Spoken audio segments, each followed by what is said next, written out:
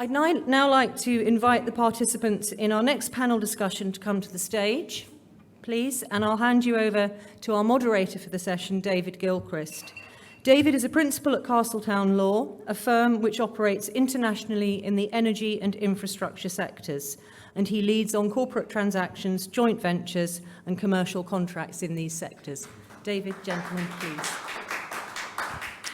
Okay. Well, good afternoon, everyone. Thank you for coming along to this afternoon's session on how the aviation ecosystem and innovations can enhance sustainability in the sector. As Sally said, my name is David Gilchrist. I'm a lawyer at Castletown Law. We're a specialist law firm focused on the energy and infrastructure sectors, and we work with clients across the world on their projects across the world as well. The UK and the UAE are two key markets for us, and we have our main bases in those two regions.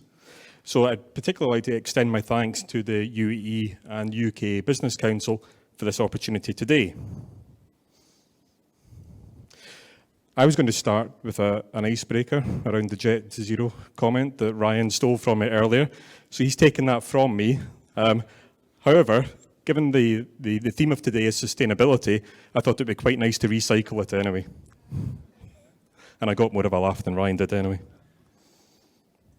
So the aviation industry is committed to achieving net zero carbon emissions by 2050 to bring it into line with the Paris Agreement. That's an extremely difficult target for this industry to meet. But as a contributor of 3% of carbon emissions globally, the ambition is to be admired. However, is it ambitious enough? How will we get there? We've already heard about the significant contribution that SAF's going to make, and it's expected about 2/3 of carbon reduction will come from sustainable aviation fuels. The question remains, what's going to happen with the other third? Is the focus on carbon at the risk of achieving reductions in other emissions? And what needs to be done to achieve the targets? Where are the opportunities for innovation and collaboration? What are the barriers for success? Collaboration is going to be key. Stakeholders include not only airlines, but airports, manufacturers, repairers, air navigation services, oil producers, investors, academia, governments, regulators, the list goes on. We, in fact, have been working very closely with one of the small regional airports in the Scottish Islands to connect producers of green hydrogen from offshore tidal wave devices, transporting the green hydrogen then to the local airport where it's used to power and heat. So it just goes to show it's not just about airlines. This goes far beyond that. What needs to be done to ensure successful collaboration? These are all the topics that we're going to be covering today, and I'm joined by an excellent panel who's going to help address these and many other questions. So today our panel represents a variety of organisations involved in a variety of fields, covering manufacturing, data analytics, bioenergy research, and hybrid propulsion systems. I'm going to provide an opportunity to ask some questions at the end of the session. But first of all, I'm going to ask each panel member to briefly introduce themselves and the businesses that they represent. So first, on my left, is Dr. Adam Durant, who is the founder and CEO of Satavia, who we've already heard something about earlier today, a leading green aerospace SME based in Cambridge. Adam. Thanks very much. Good afternoon, everybody. So I'm Chief Executive and founder of Satavia. We're a Cambridge-based software and analytics company, and we're helping airlines to reduce their climate impact through smarter flight planning. So I'm originally a scientist. I come from the earth sciences and the atmospheric sciences, did a bit of climate science, and began working with aviation in the 2010s due to volcanic ash. So I did some work with Airbus and EasyJet, and then went on to found the company, initially looking at how the atmospheric environment impacts on things like the engines, so engine health, predictive maintenance. But then COVID really helped to focus the industry on sustainability. And so we've pivoted our focus towards helping to reduce aviation's non-CO2 climate impact. So non-CO2 is everything that's not CO2, and that is three things in aviation. That's the clouds that the aircraft make, which are contrails, small ice crystal clouds, and then also NOx and soot. So the latest IPCC report actually puts an estimate for aviation's total impact. Two-thirds of that might actually come from the clouds that the aircraft make. So the revised assessment was aviation accounts for 3.5% of total anthropogenic impact. Up to two-thirds of that is coming from the clouds that the aircraft make, contrail clouds. So these are, as I said, clouds of small ice crystals. When an aircraft burns kerosene in its engines, it emits CO2, but also emits water. And when it flies through atmosphere that's moist and ready to make clouds, the additional water can help trigger that cloud formation. So it happens earlier than it would have done had the clouds formed naturally. And in some instances, those clouds can persist for many hours, even tens of hours. And whilst they're there, they're capturing some of the heat that's trying to escape to space and directing some of it back downwards towards the surface. And that causes a surface warming effect. Some of these contrail clouds actually also reflect sunlight and make a cooling effect. But on average, across all flights, it's a surface warming effect. And 80 or 90% of that surface warming effect is coming from only about 5 to 10% of all scheduled flights. So that leads to the solution that we're putting forwards. It's all about accurately modeling water vapor in the atmosphere. We use numerical weather prediction. We've spent many years perfecting our predictions of water vapor. We've worked on an Aerospace Technology Institute funded project with Rolls-Royce and GKN Aerospace helping to certify the UltraFan engine. So initially we developed the technology to analyze small ice crystals in the atmosphere. We've now applied that to predicting when contrail clouds form.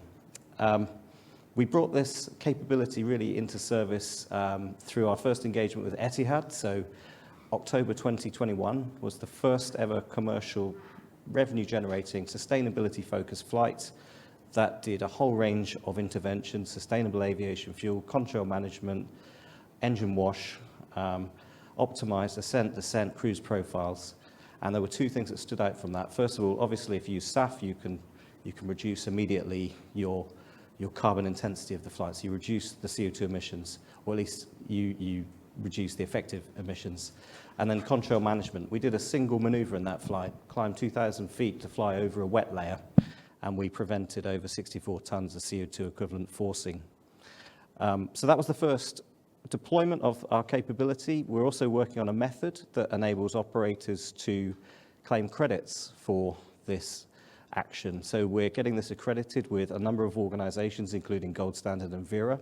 And we have a partnership with Air Carbon to do the trading. And as soon as they're in action under the ADGM, we'll be doing our first trade. So this is an incentive-based approach to do contrail management. We hope that a lot of airlines now will join us on this journey. And we believe actually that we could save up to 50% of the non-CO2 climate impact by 2030. We'd really like to build consensus around a target that we can take to COP28. So I'll just leave it there, but thanks very much. Thanks, Adam. I'll come back to you with some follow-up questions in a few minutes. Next on the panel is Omar Saleh. Omar is the Strategy and Business Development Officer for QDOT Technology, a spin-out from the prestigious Oxford Thermofluids Institute, tackling the challenge of decarbonising the aviation sector in an environmentally, socially and economically sustainable manner. Omar, would you like to just take a moment to introduce yourself briefly? Thank you. Sure. Thank you, David. Hi, everyone. I'm Omar. I'm the Strategy and Business Development Officer at QDOT Technology. We are a spin-out from the University of Oxford that is working on hybrid electric propulsion, more specifically for heavy payload, long-range UAVs, powered by proprietary battery packs that we develop, plus hydrogen fuel cells. And I'll elaborate on that a little bit. So I guess like part of the theme of this, and to kind of build on David's point, we decided sort of to go into UAVs initially. Part of it was because of the certification process with the length of time that is required. Plus, in addition, we also consider that, the other stakeholders in the system, in addition to the ones David mentioned, will include the general public. So trying to win public acceptance is a big part of the challenge that everyone here has to face. So some of the main applications that we decided to start off with would be in things like disaster relief and responses to emergencies in general, in part because we can see that the frequency and complexity of climate change-induced events has increased over the last several years, which necessitates innovative responses to that. So by using UAVs with the kind of payload and the kind of range that we can provide, we would be able to deliver disaster relief supplies to the people affected by this incident, especially in the critical first 48 hours. This can be done at a much cheaper rate compared to, for example, helicopters, and it's obviously much more accessible compared to, say, road-based delivery applications. Eventually, we hope to then utilize this technology to transition to, first regional aircraft, first within the urban air mobility sectors and eVTOLs and air taxis, and then to regional aircraft and so on. Thanks, Omar. And just to help me with the acronyms, UAV. That's unmanned aerial vehicles. Yeah. So drones, would that be the sort of layman terminology? Thank you. And we had an interesting chat just before the session as well around what some airlines are starting to try and do as well in this sector on small light aircraft. Thank you, Omar. Next up is Yuri Jonkind, Business Development Director for the Rolls-Royce Group, who covers Africa, Middle East and Turkey. Yuri, would you like to just briefly introduce yourself? Thank you. Happy to, and thanks, David. And thanks to First Abu Dhabi Bank, as well as the UAE UK Business Council for getting these panels together. I think they're very important, and I hope this is going to be an exciting discussion we have today. Let me just say something about the Rolls-Royce Group. We don't produce cars. Rolls-Royce Group delivers power and develops power to air, sea and land applications. On top of that, we have 4 business units to do so. Civil aerospace, you heard a little bit for those that were last hour here from Omar. We power our many airlines, most of the airlines in the GCC, 50% global market share, so we are a significant player there. Defense, business unit for us, where we also power with gas turbines aircrafts. But on top of that, we have Rolls-Royce Power Systems that provide power to land-based applications, and Rolls-Royce Electric, which is electric power and propulsion systems for aircrafts. Then the last but not least, and then I'll stop on the business units, but it's important to explain the spread we have, is the Rolls-Royce SMR, Small Modular Reactor, a nuclear power plant, zero carbon, obviously, that provides up to gigawatt of power, 470 megawatts. So small, but not that small. You might be able to produce around 260 tons per day of sustainable aviation fuel out of that.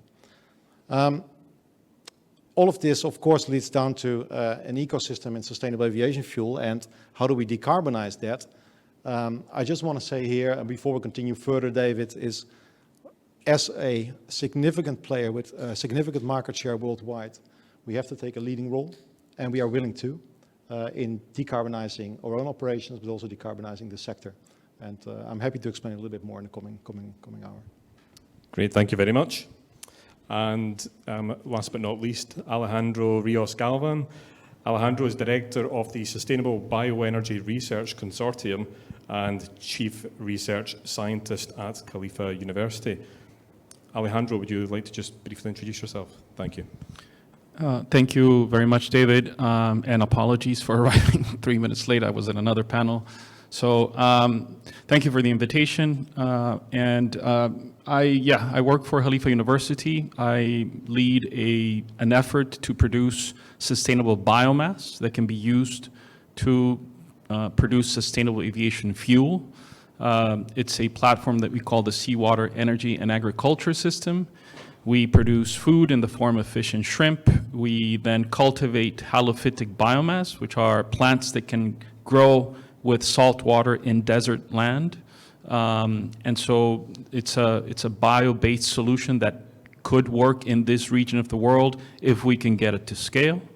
And so we are working on being able to produce all of the different precursors that can be turned into sustainable aviation fuel, having in mind very much the sustainability framework that needs to be at the forefront of all of the efforts that we do, because there's no point in trying to, reduce one part of the system when you're creating all kinds of externalities for other parts of the system. And so we work on, we have different research centers at Khalifa University. We have a research center on hydrogen and CO2 capture. We have a research center on catalysis that works on the different catalysts that can be used in the industry or in the refining industry and in different parts of the industry to produce these types of fuels. And so we have a different array of activities that are able to support in the production of sustainable aviation fuels and future fuels, and of course support the ecosystem of aviation and the sustainability of it. Thank you. Thank you, Alejandro. So in terms of some scene setting, I thought it would maybe be useful just to get some views from the panel on what areas we need to be focusing on in order to deliver sustainability across not just air travel, but the aviation sector. Omar, I see you nodding, so I'll maybe ask you to sort of answer that question first. Sure. So as far as like what developments are needed to push this forward, there are some of the obvious stuff that is in the technologies themselves. And I believe they touched on it in the previous panel, which is, I guess, on the more sort of practical side of this. We know that specifically in the aviation sector, your firm only makes money when you're flying. So in order to actually decarbonize, whether that, for example, that be going down the route of electrification, we need to find ways to reduce the time required for recharging as much as practical. For that reason, that is like our main USP as a company is in our thermal management, and that is sort of the main driver for that in order to make this, a practical reality to keep basically, minimize the amount of time that an aircraft will be on the ground. The other parts of it, as I mentioned earlier, was around public acceptance. As this industry, specifically with respect to urban air mobility, becomes more widespread, one of the concerns about that, for example, will be the amount of noise that is generated within a city, which will lead to a lot of pushback on that front. So that's another sort of, I guess, more also technology / social public acceptance aspect of this. This will also require a lot of regulatory and policy alignment and agreement, both on a local level within those individual cities and more national and international level. So those are really, like, I would say, like the top three of the top requirements in order for this to move forward. And so just one last thing, I guess, because also we did touch on SAFs as well. And as I mentioned, look, we're targeting hydrogen fuel cells sort of in the short term. I don't see that sort of as an either-or solution. I mean, I think both solutions would, having both, like, SAFs, more bio-based fuels, and hydrogen sort of more targeting, I guess, like different applications within the sector would be a good path forward. Thanks, Omar. Yuri, I mentioned in the sort of opening words around all the multiple different stakeholders who have an interest in trying to achieve or will need to be involved in achieving the net zero targets for the aviation industry. To what extent are you seeing, as a major international organisation, those different stakeholders collaborating, integrating, working with one another in order to achieve the goals that are required? The question is easier than the answer.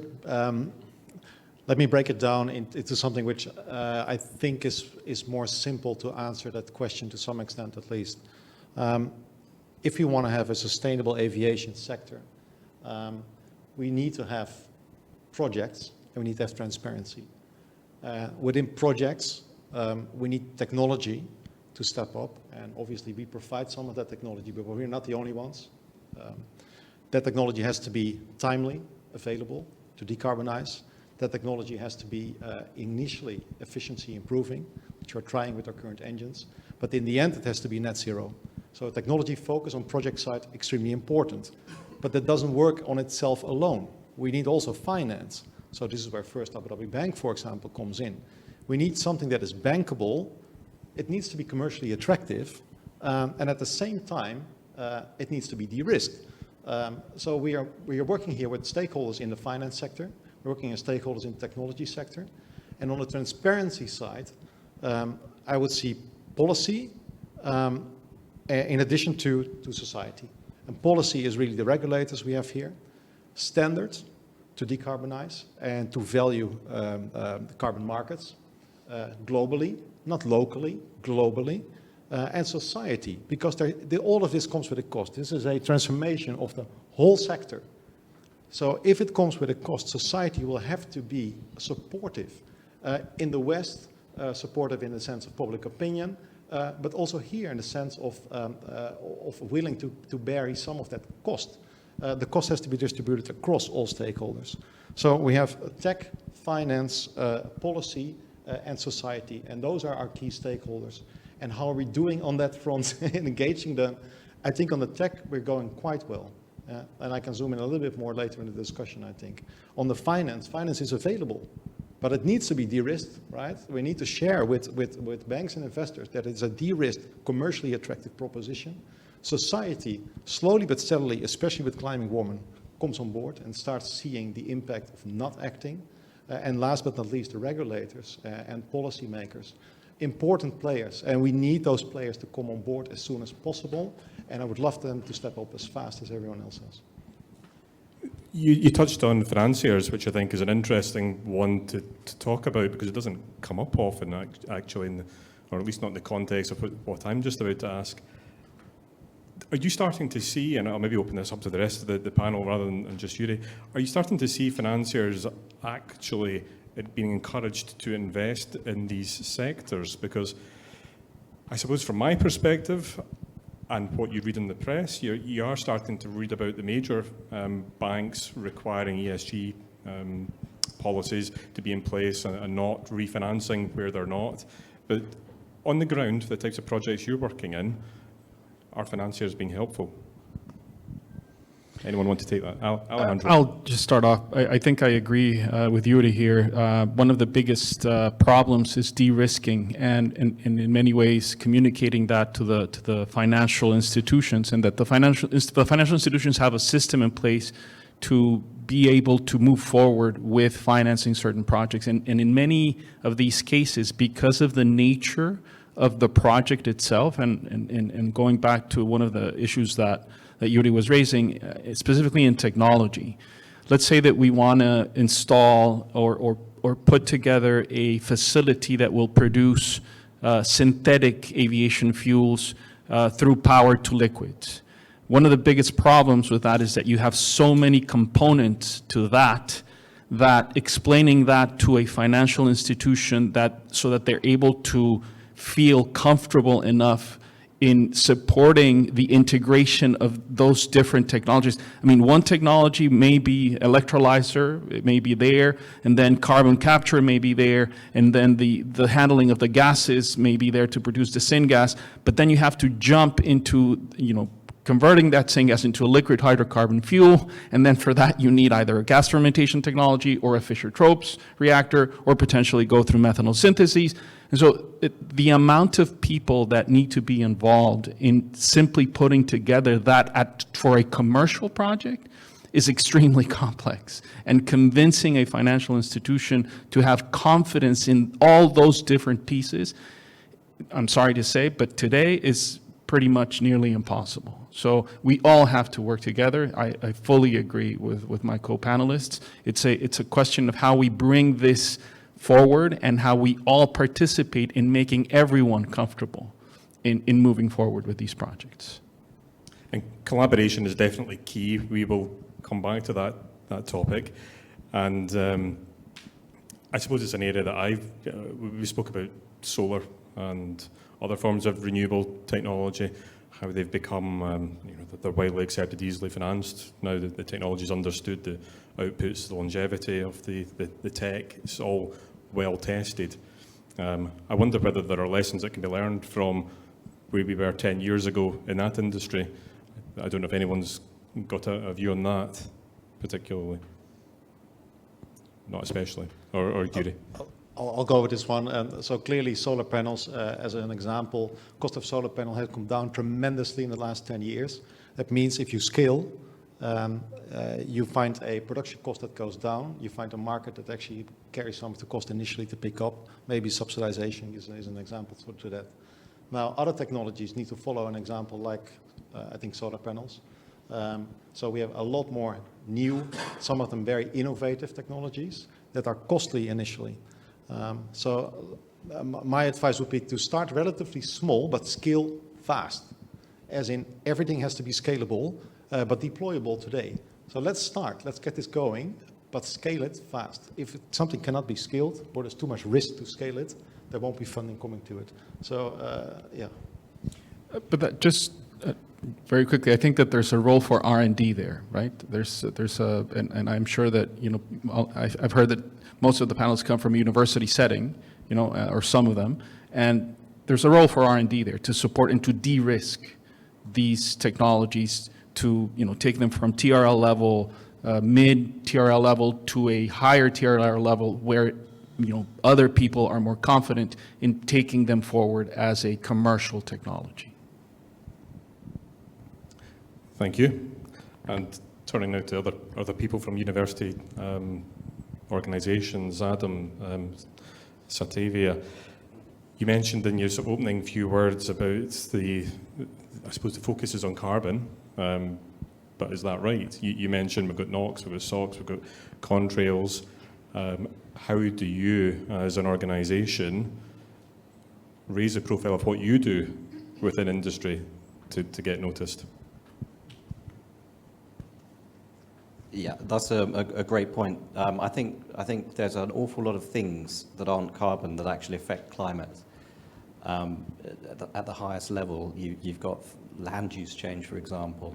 But in the case of aviation, we've got the clouds that the aircraft make, the nitrous oxide emissions, the soot, in addition to the CO2. So there are many components, and actually I think we need to evolve the narrative, not just focusing on the carbon, but also thinking a little bit more broadly about these other issues. Aviation is quite specific in that respect, and probably quite unusual having such a large non-CO2 climate impact. There's other industries obviously won't have similar kind of impacts. But just touching on sort of academic collaboration. So I've come from academia, but I left academia and been working in the commercial domain for 10 years. And I've employed some very capable scientists in the team, some very capable software developers. We're based in Cambridge. But that doesn't mean to say that we automatically get credibility or that we have the trust. So we've had to build the trust with commercial organisations that we work with. We're also collaborating closely now with academic organisations, including the University of Cambridge Whittle Laboratory. So we're a founding member of the Aerospace Impact Accelerator, which is growing quite rapidly now, based in the University of Cambridge. We've got also good collaborations going with other organisations like MIT, Imperial College London. And in fact, there's a group of academic organisations and industry stakeholders which have come together, which is now being coordinated by the Rocky Mountain Institute in America. So press went out on this last November.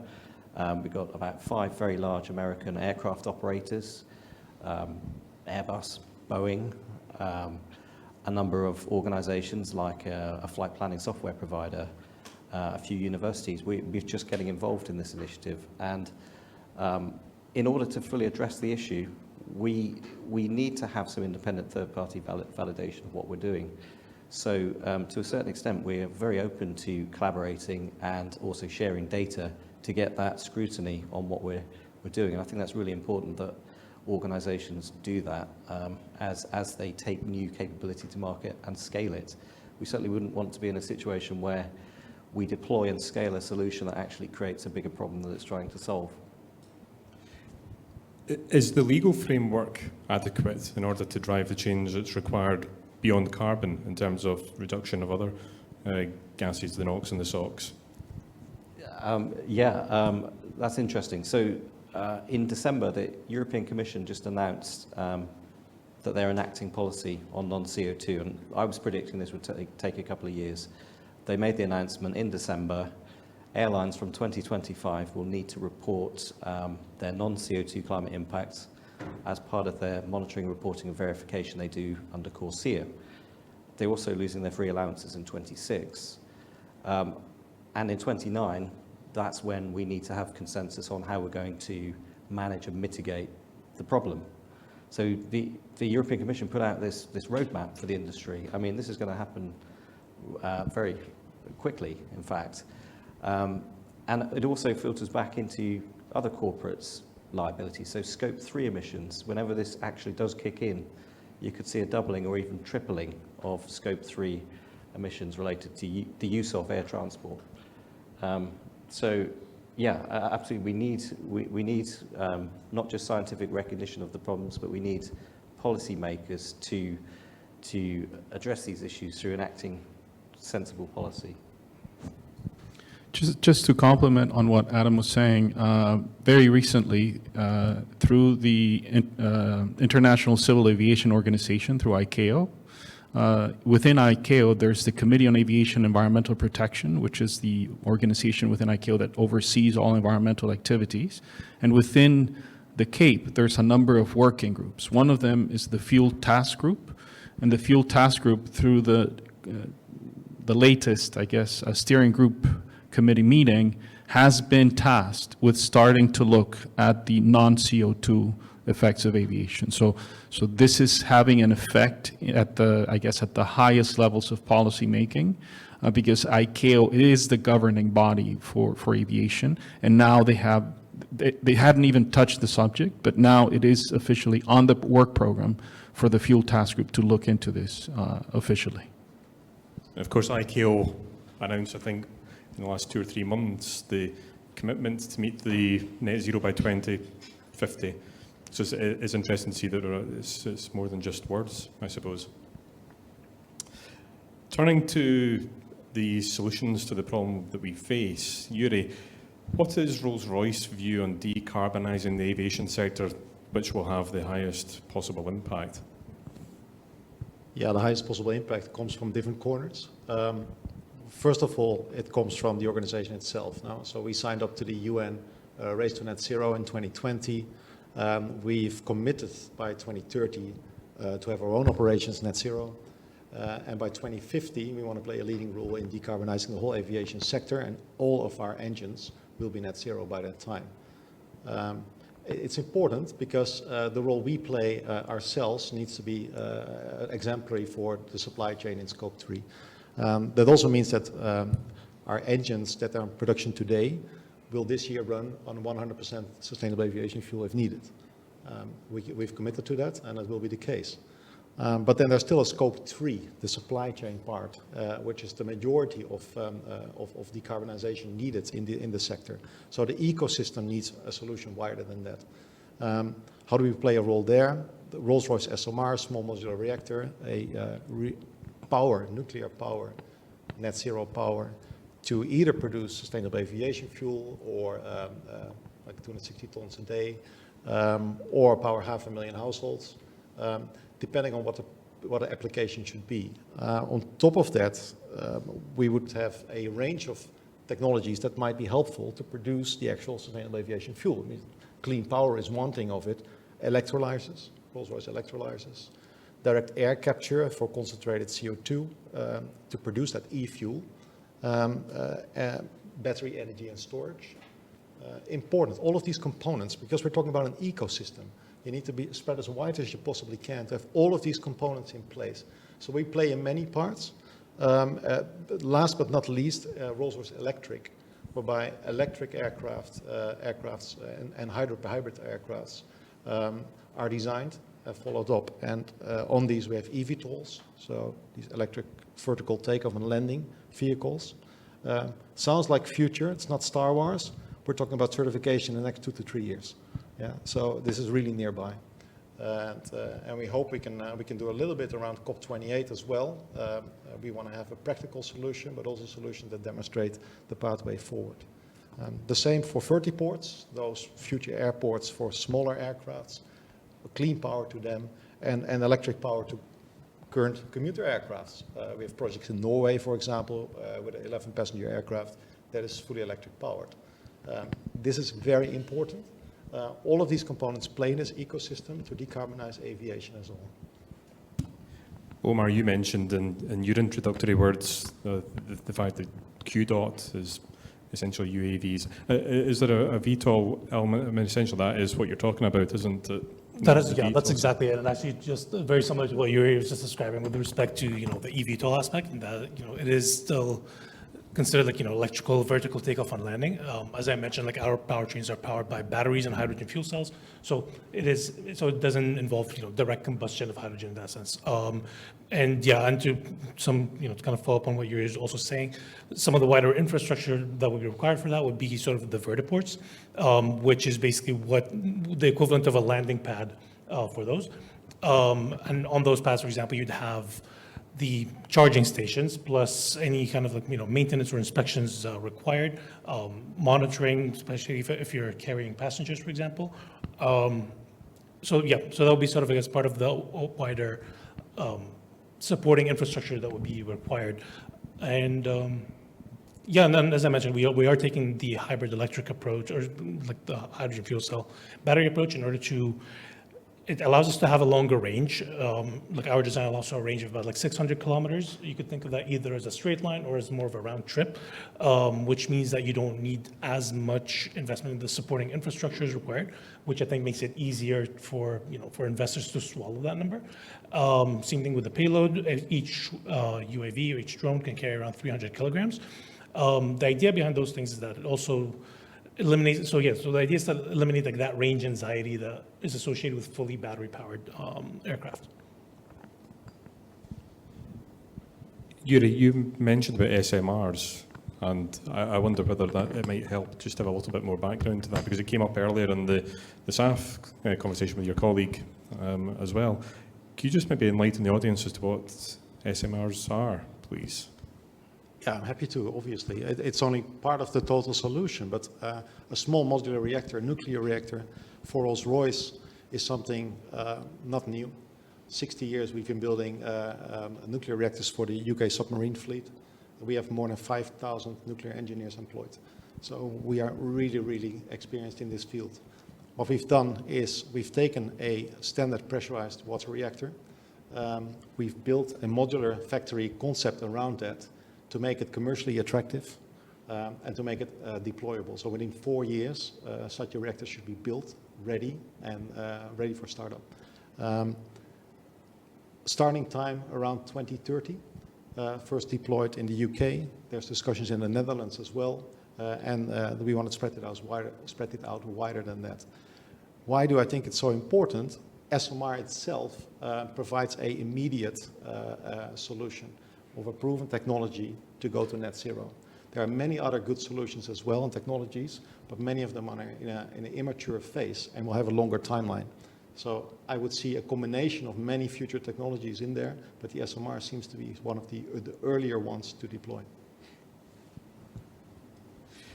We spoke earlier about sustainable aviation fuels, but Alejandro, I'd be interested to hear your views around, what expertise exists in the UAE around SAFs. So I think that there's all kinds of expertise in the UAE. We have a very important partnership with industry. We have the example I have in terms of concrete example is the SBRC.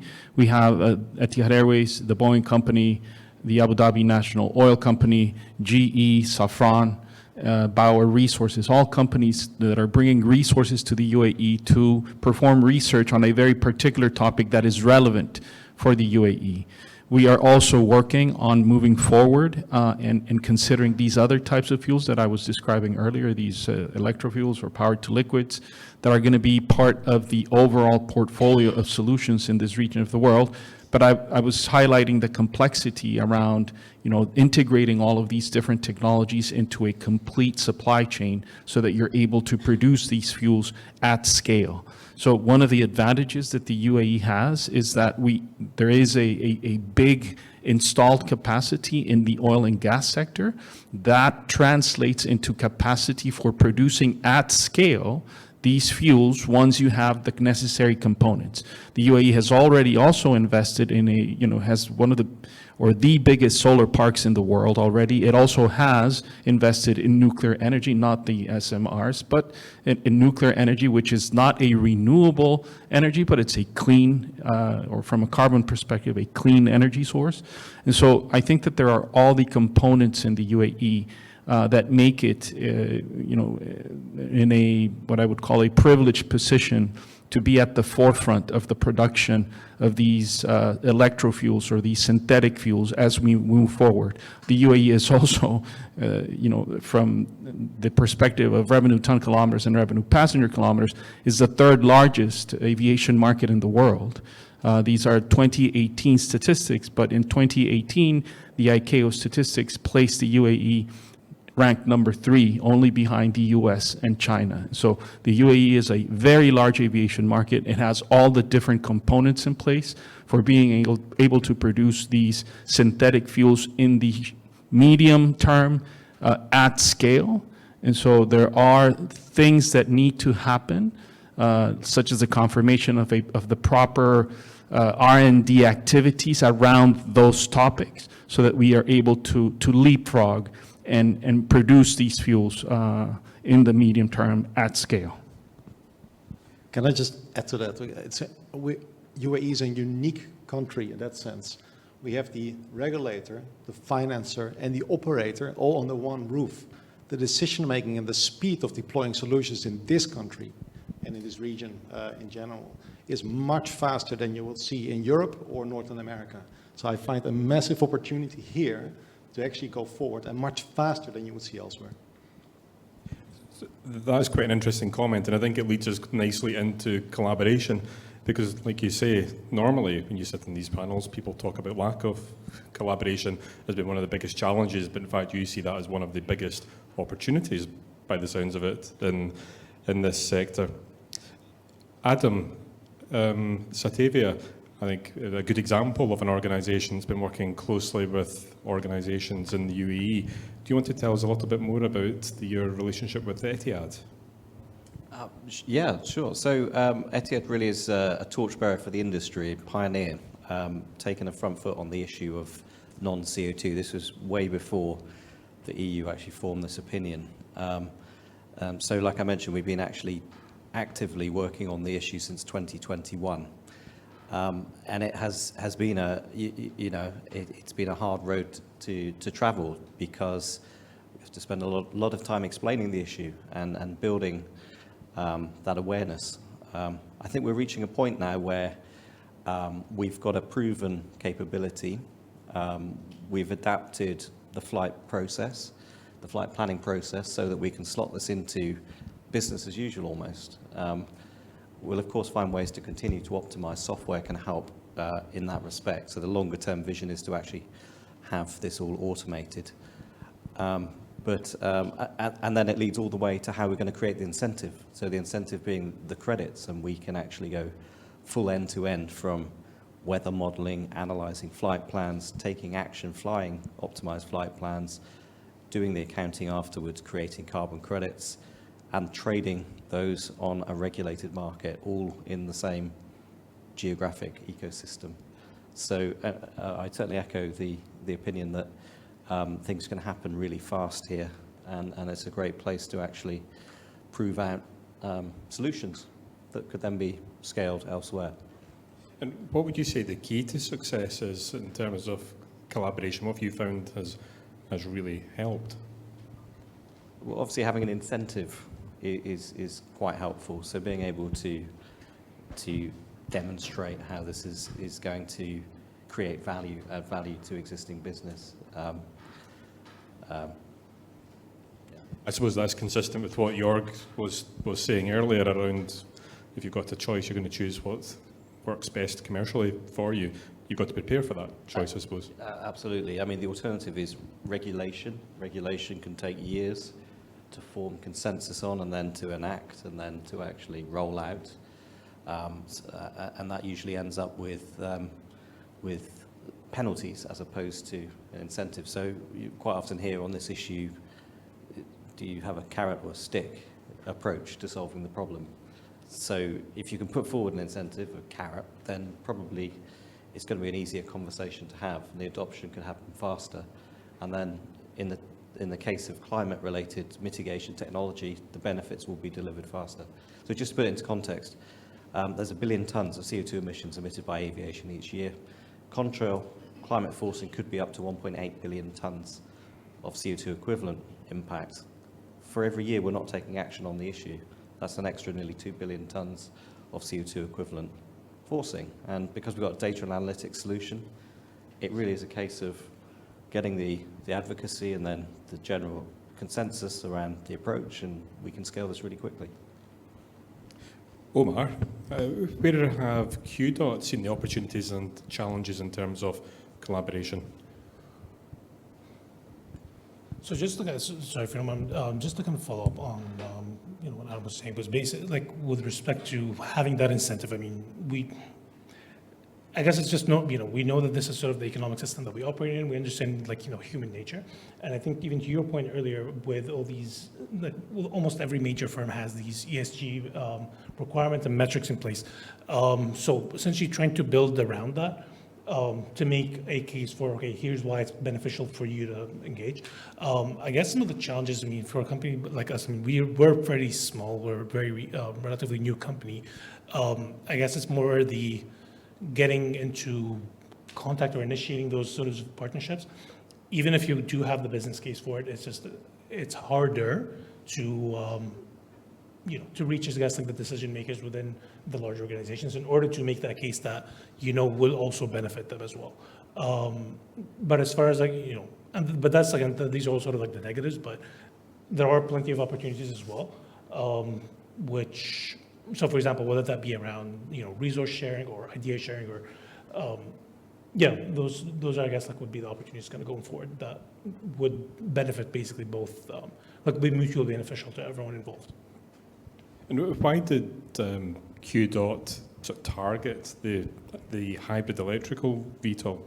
So, so far on this panel, I guess the vast majority of our discussion with respect to sustainable aviation is really focused around, the passenger carrying capacity of it. But there is a whole other side, or I guess one of the other big applications within aviation is in the logistics sector. So the approach that we're taking allows us to, as I mentioned, extend the range and extend the payload capabilities of the drone, which then opens up a whole bunch of applications within primarily within the logistics sector, but even beyond that. So just to give you sort of an example with numbers, to use Amazon as an example, they currently carry around 400 million items, somewhere in that ballpark. They also have the same-day delivery option, but that is only available for 1 million items out of the 400 million. If you have that capability of transporting, equipment or components or what have you between the sort of major hubs of the different warehouses, that would allow a company like that to really expand its sector. Another applications in the same space would be, for example, in transporting components between ships, so ship-to-ship transport or ship-to-shore transport, which would reduce the risk, for example, associated with weather, and the cost associated with having a helicopter do the same. So as I mentioned, so that was really why we like to take this approach, because it allows us to really extend the range that we can fly and carry much heavier payloads. And again, we decided to go with UAVs because one person can operate, and this is before we get into autonomous, but one person can operate up to 15 at a time. So that really cuts down your operating costs as well. So those are sort of the main reasons why we elected to go down this particular road.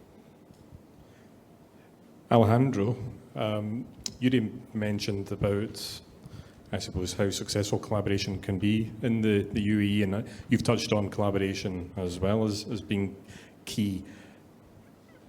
What do you see the challenges in terms of collaborating with the UK?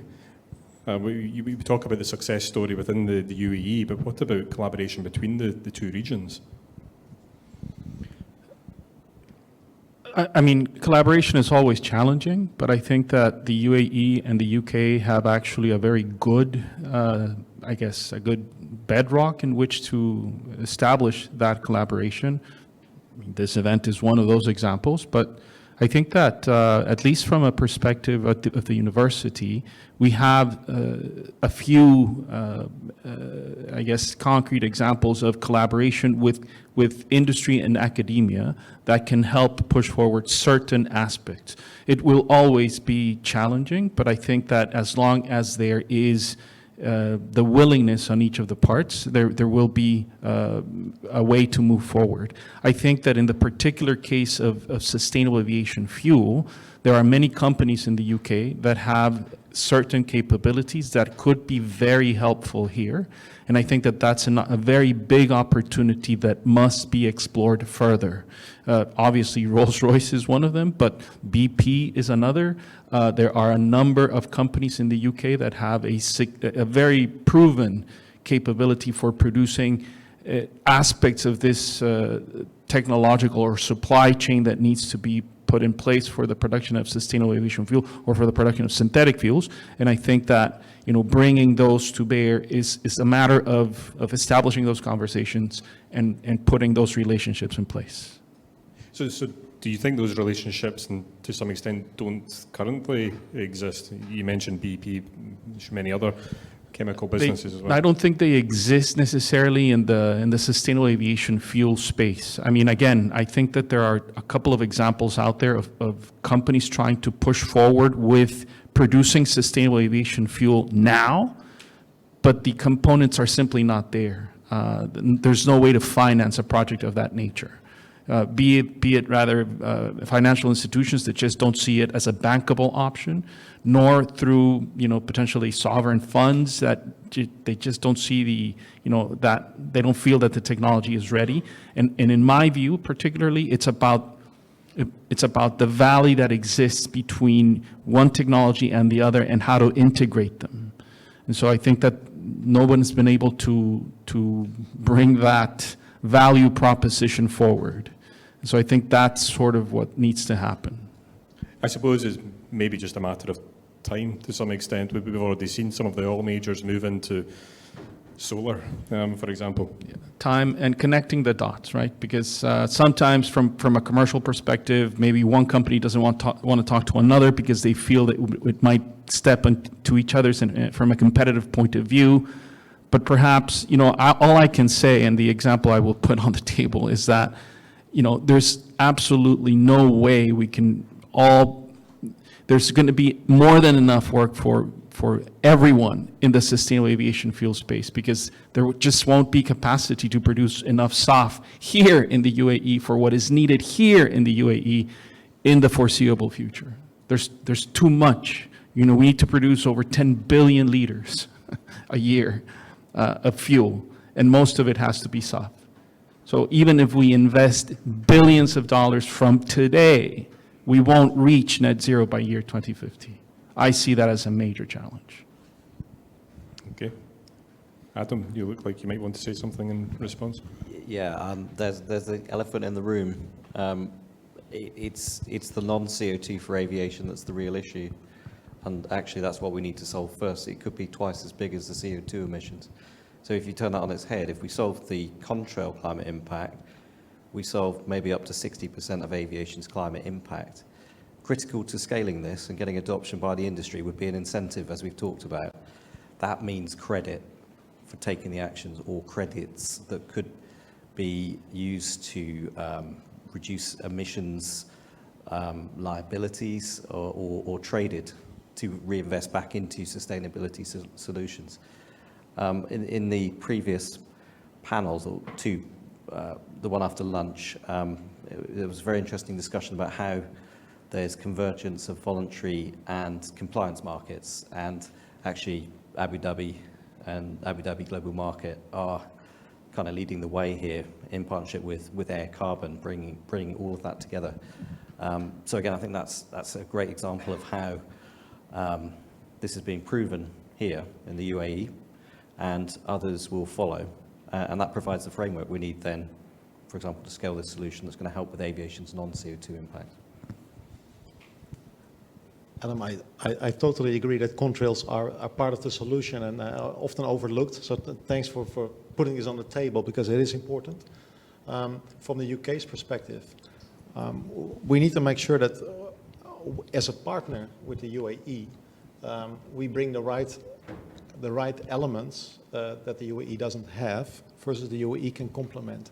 So as a partnership, you would find the strengths in either.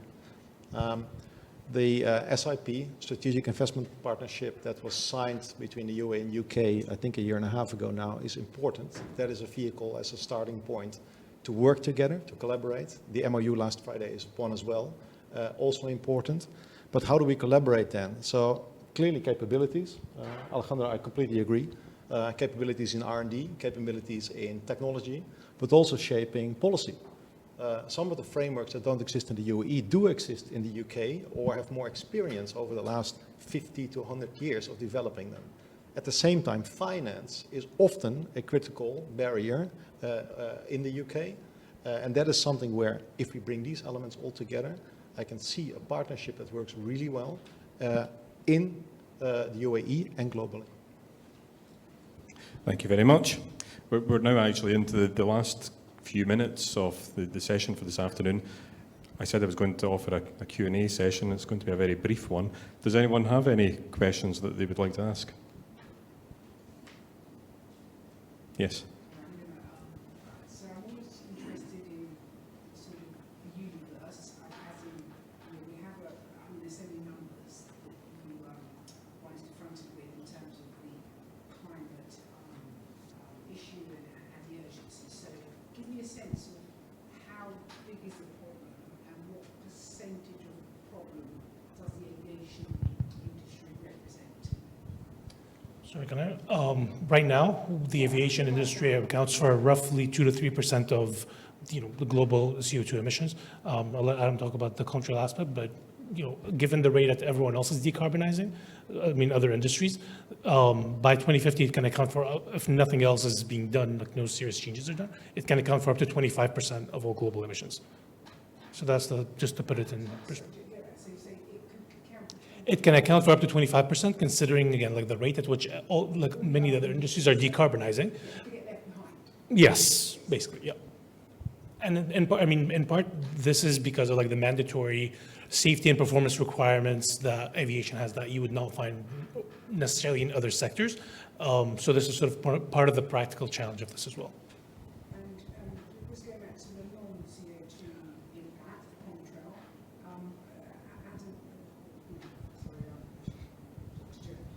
do you have a sense of any estimates that might increase the share that aviation has in the problem?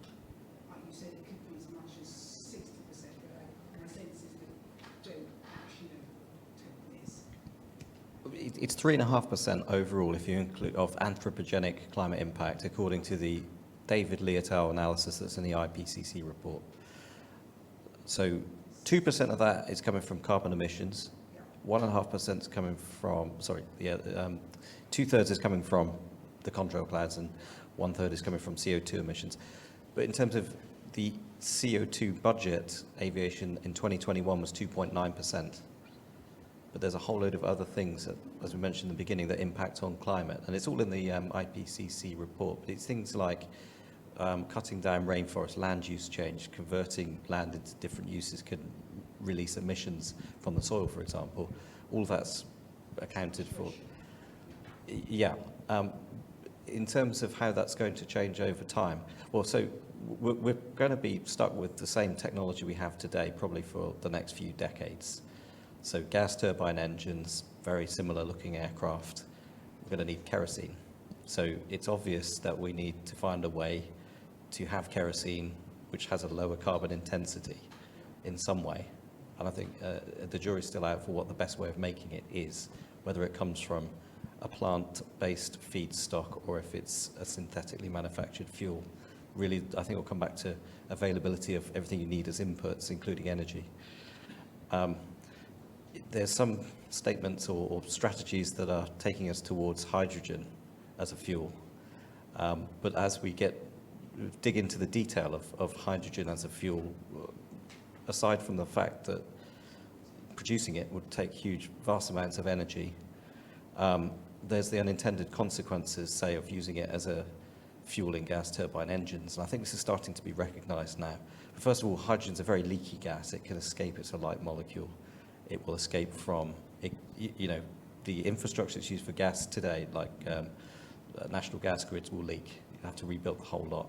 You'll still lose 10 or 20% of it before it goes from source to actual use.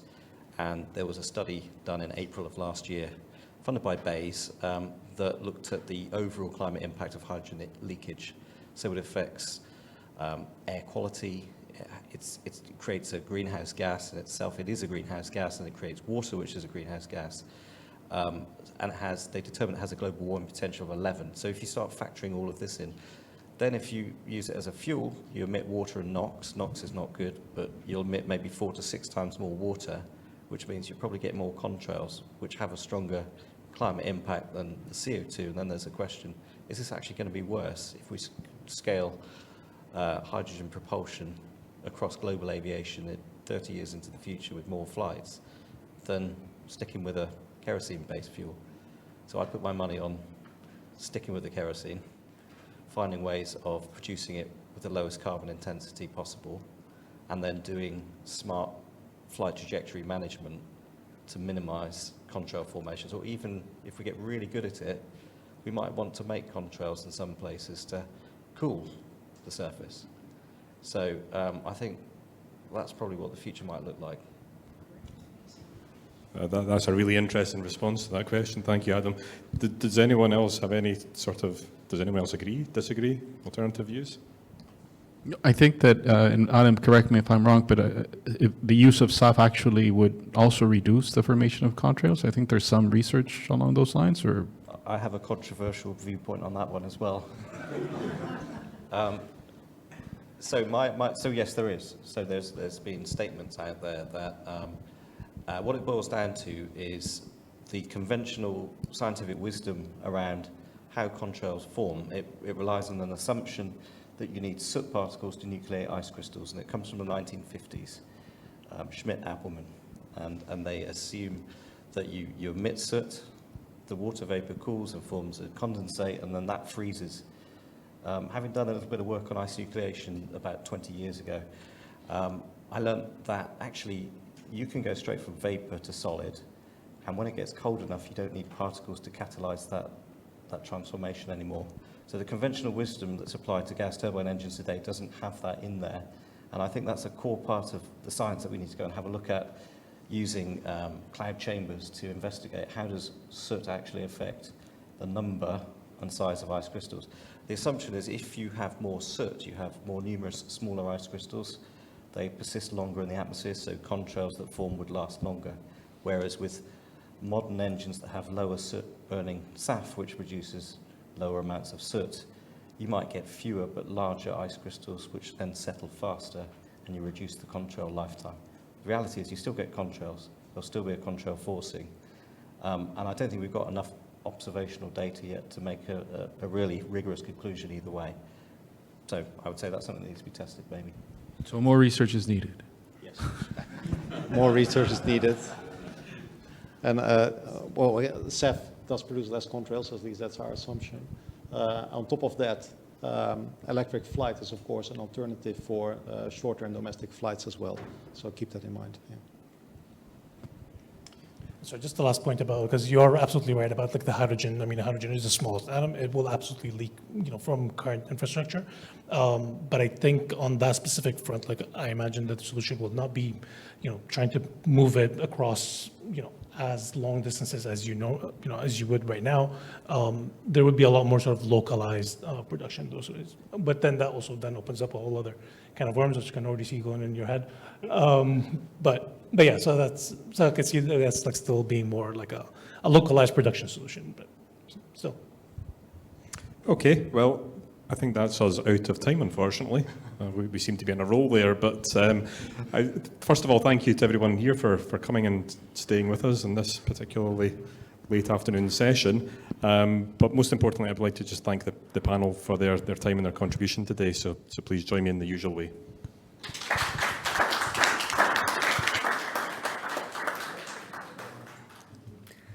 Thank you all very much, and this concludes today's event.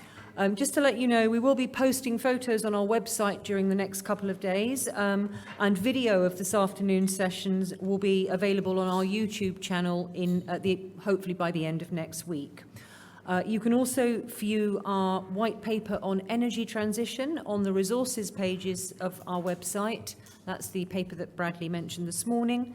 And thanks very much for coming, and we hope to see you again soon. Thank you.